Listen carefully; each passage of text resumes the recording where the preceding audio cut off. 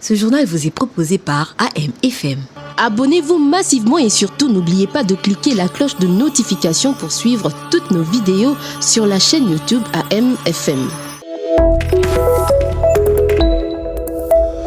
Nouveau journal sur votre radio, merci d'être avec nous. Le titre.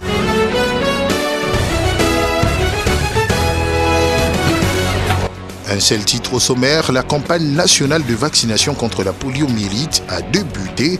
C'est jeudi 10 avril et se poursuivra jusqu'au 14 avril 2025.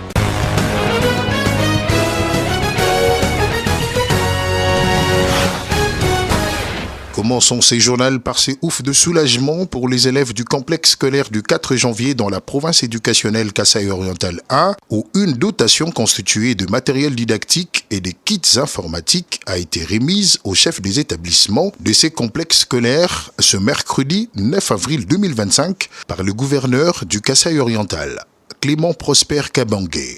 Remise officielle ce mercredi 9 avril 2025 de matériel didactique au complexe scolaire du 4 janvier par le gouverneur de la province du Kasaï-Oriental, Jean-Paul Ambouibé Kapo. Cette dotation du gouvernement provincial vient à point nommé couper court à la difficulté qu'éprouvent les élèves de ces complexes scolaires dans leur apprentissage, a dit Symphorien Capitaine Pongo, directeur provincial de la province éducationnelle Kasaï-Oriental 1, qui a exhorté les bénéficiaires à en faire bon usage avant d'écrire à la diligence de l'autorité provinciale pour l'amélioration du système solaire de ces complexes scolaires du 4 janvier, dont les batteries risquent de s'endommager de plus en plus. Symphorien Capitaine Pongo. Nous voici encore une fois réunis en ces lieux pour recevoir des mains propres de l'autorité provinciale, je cite Jean-Paul Mbwebo Kapo, les matériels didactiques et kits informatiques au complexe scolaire du 4 janvier. Dépenser aussi au renouvellement des batteries installées dans les complexes scolaires du 4 janvier en vue de produire du courant fort et capable de faire tourner du matériel informatique qui leur sera remis bientôt. Dans son allocution, le ministre provincial de l'Éducation a loué la bienveillance de l'autorité provinciale pour avoir réduit sensiblement les frais scolaires dans les écoles secondaires publiques et son sens éveillé dans le suivi de mise en œuvre des gratuités de l'enseignement de base prôné par le chef de l'État Félix Tshisekedi. Janiko Mwamba-Kamba a invité en outre toute la population du Kasaï-Oriental a joué au contrôle afin que ces matériels didactiques remis à ces complexes scolaires du 4 janvier soient utilisés pour une fin utile. Janiko Mwamba-Kamba. Nous adressons mes félicitations à son égard, monsieur le gouverneur de la province du Kasaï-Oriental ici présent, Jean-Paul Mbwebo Kapo, pour avoir réduit les frais de scolarité à travers les écoles secondaires de la province et supprimer aussi les frais au niveau du primaire.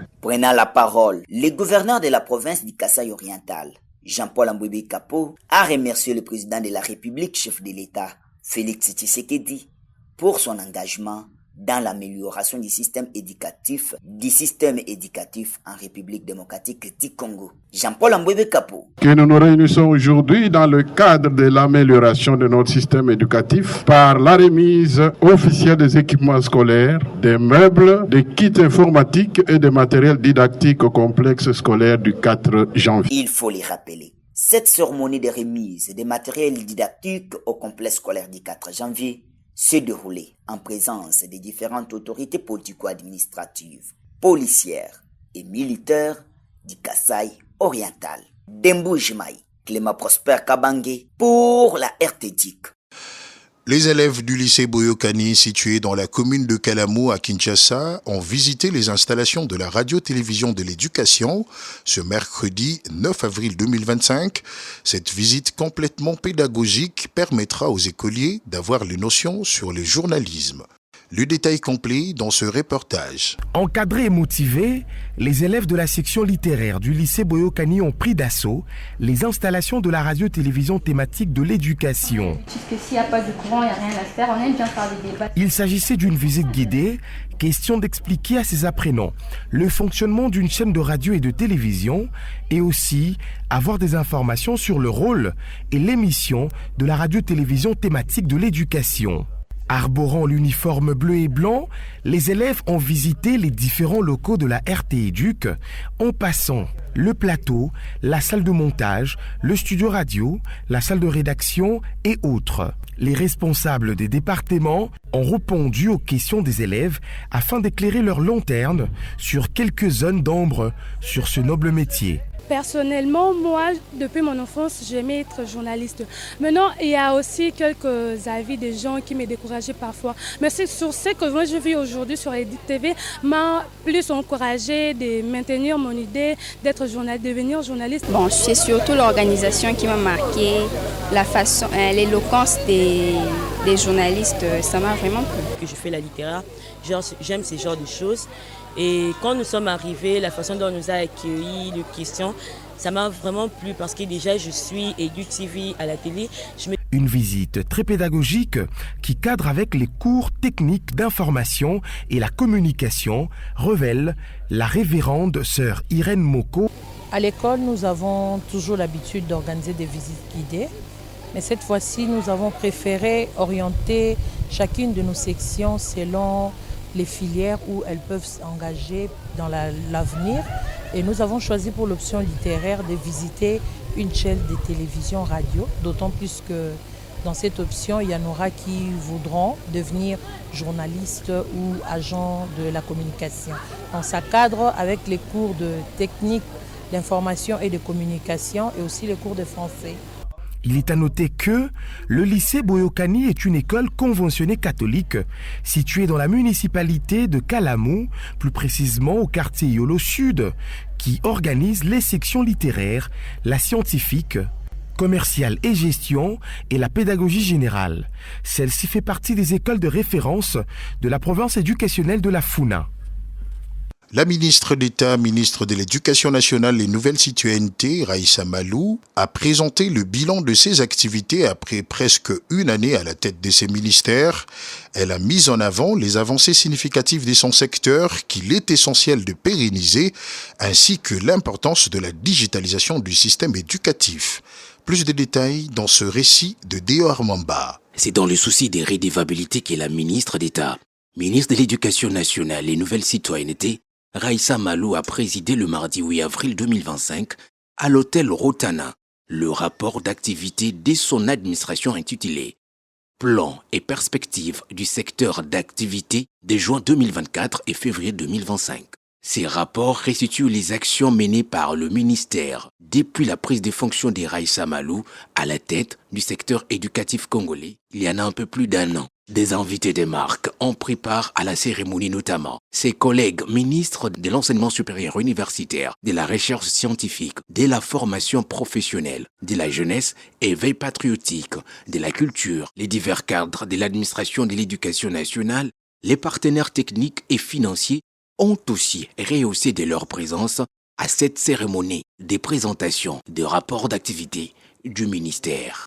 D'entrée de jeu, la ministre de l'Éducation nationale a reconnu que ce résultat était le fruit d'une coopération fructueuse entre parties prenantes avant de rendre un vibrant hommage au président de la République, chef de l'État Félix Antoine Tshisekedi Tshilombo, pour sa vision sur l'éducation. Le résultat de son action gouvernementale, la ministre de l'Éducation nationale et Nouvelle Citoyenneté les a présentés en 4 axes. Premier axe de résultat, gouverner autrement.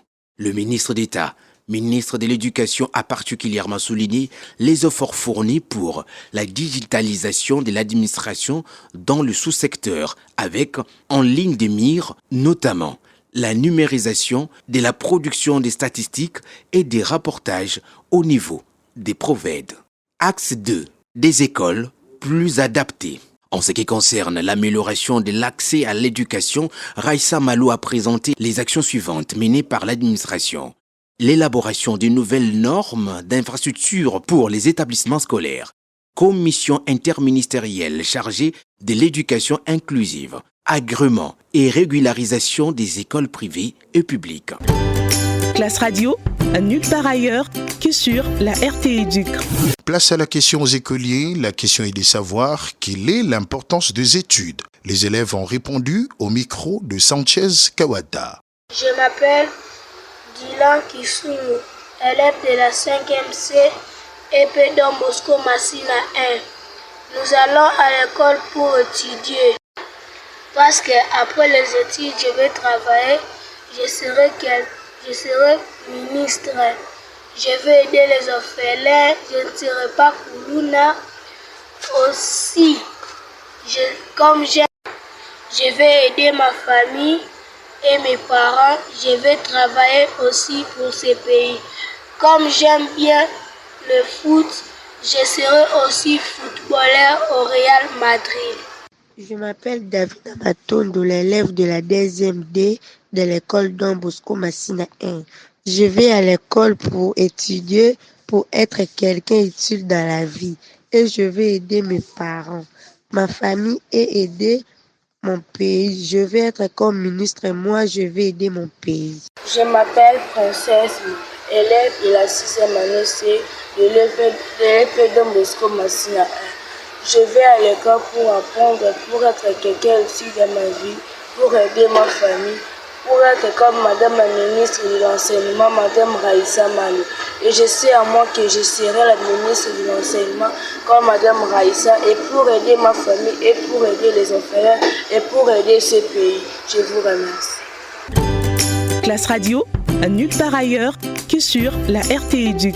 L'ONG We Are Able poursuit son bonhomme de chemin sur la sécurité alimentaire auprès de personnes vivant avec handicap. Objectif, assurer une alimentation équilibrée à ces personnes vulnérables. Dans cette optique, une délégation des représentants de cette ONG ont débuté leur ronde de consultation des institutions gouvernementales. On écoute. Pour cette deuxième journée, la délégation des représentants des organisations membres du consortium We Are Able a débuté sa ronde au siège des ministères des droits humains et celui de l'industrie où leurs documents portant sur la sécurité alimentaire inclusive au PVH avaient été déposés. Par la suite, l'immeuble intelligent qui abrite l'hôtel du gouvernement a reçu ce hôte de marque, décidé à transmettre les conclusions des travaux du CEPAS aux autorités nationales impliquées dans la mise en application de dites résolutions.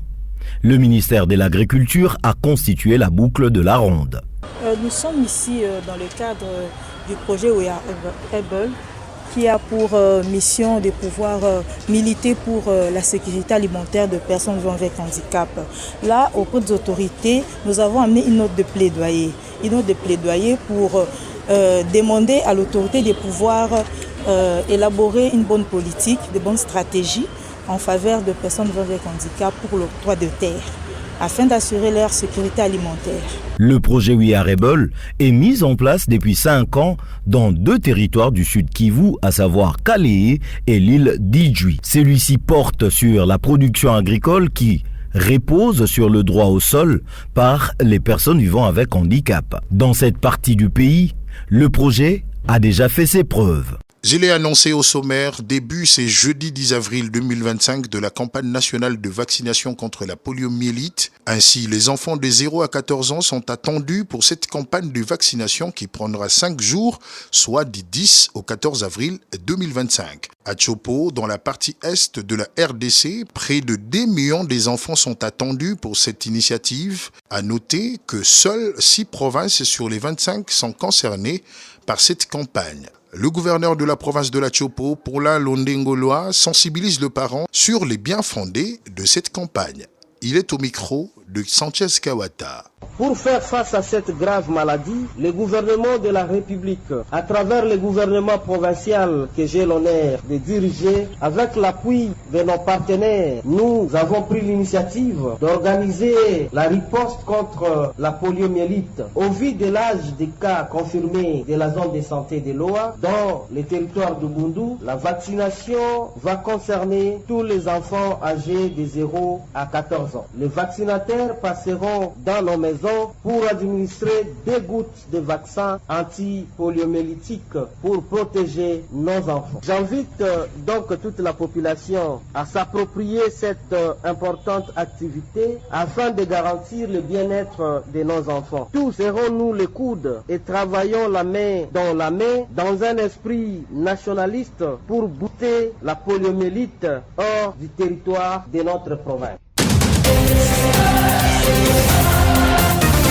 Et puis en sport, l'AS Vita Club a connu une embellie de courte durée. Suite à une victoire écrasante 5-0 contre Kouya, le club vert et noir a sombré à nouveau dans ses difficultés. Hier mercredi, lors de la 21e journée du groupe B, les Moscovites se sont inclinés 0-1 face à l'AC Rangers au stade de Martyr. Cette nouvelle défaite en championnat compromet les ambitions des Banambongo, désormais relégués à 5 points de leur adversaire du jour. L'AC Rangers, avec cette victoire, atteint 34 points, tandis que l'AS Vita Club stagne à 29 unités.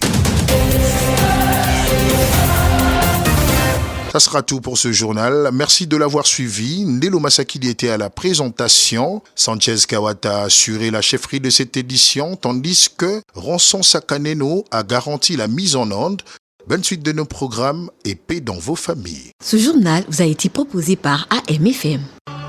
Abonnez-vous massivement et surtout n'oubliez pas de cliquer la cloche de notification pour suivre toutes nos vidéos sur la chaîne YouTube AMFM.